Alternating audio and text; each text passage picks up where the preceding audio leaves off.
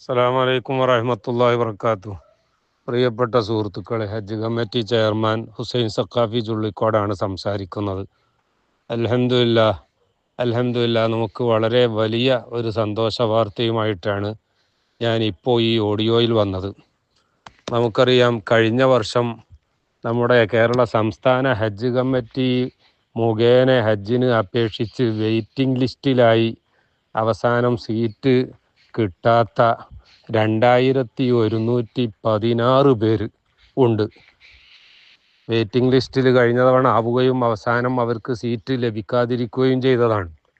ആ വെയിറ്റിംഗ് ലിസ്റ്റിലായ 2116 ഹാജിമാർ ഇത്തവണ അപേക്ഷിക്കുകയാണെങ്കിൽ അവർക്ക് പ്രത്യേക പരിഗണനയും മുൻഗണനയും നൽകണമെന്ന് നമ്മുടെ സംസ്ഥാന ഗവൺമെൻറ്റിലെ ഹജ്ജ് കാര്യങ്ങളുടെ ചുമതലയുള്ള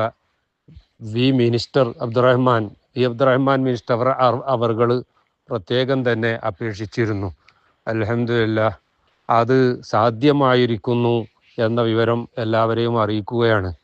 ആകയാൽ കഴിഞ്ഞ വർഷം കേരള സംസ്ഥാന ഹജ്ജ് കമ്മിറ്റിയിൽ അപേക്ഷ നൽകുകയും അങ്ങനെ വെയിറ്റിംഗ് ലിസ്റ്റിൽ പെടുകയും ചെയ്ത, പോകാൻ സാധിക്കാത്ത, അഥവാ അന്ന് വെയിറ്റിംഗ് ലിസ്റ്റിലായി പോകാൻ പറ്റാത്ത 2116 പേർ, വെയിറ്റിംഗ് ലിസ്റ്റിൽ കിട്ടിയിട്ട് പോകാത്തവരെ പറ്റിയല്ല പറയുന്നത്, ആ 2116 പേർ ഇത്തവണ അപേക്ഷിക്കുകയാണെങ്കിൽ അവർക്ക് മുൻഗണന നൽകുന്നതാണ് എന്ന കാര്യം ബന്ധപ്പെട്ടവർക്ക് അറിയിപ്പായി നൽകണം എന്ന് പ്രത്യേകം അപേക്ഷിക്കുകയാണ്.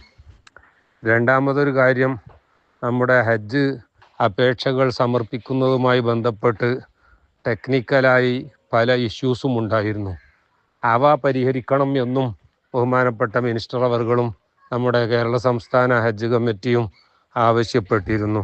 അൽഹംദുലില്ലാഹ് അത്തരം ടെക്നിക്കൽ പ്രോബ്ലങ്ങളും പരിഹരിക്കപ്പെട്ടിട്ടുണ്ട്. പരിഹരിക്കാൻ വേണ്ട കാര്യങ്ങളൊക്കെ ബന്ധപ്പെട്ടവർ ചെയ്തിട്ടുണ്ട് എന്ന സന്തോഷ വാർത്തയും എല്ലാവരെയും അറിയിക്കുകയാണ്.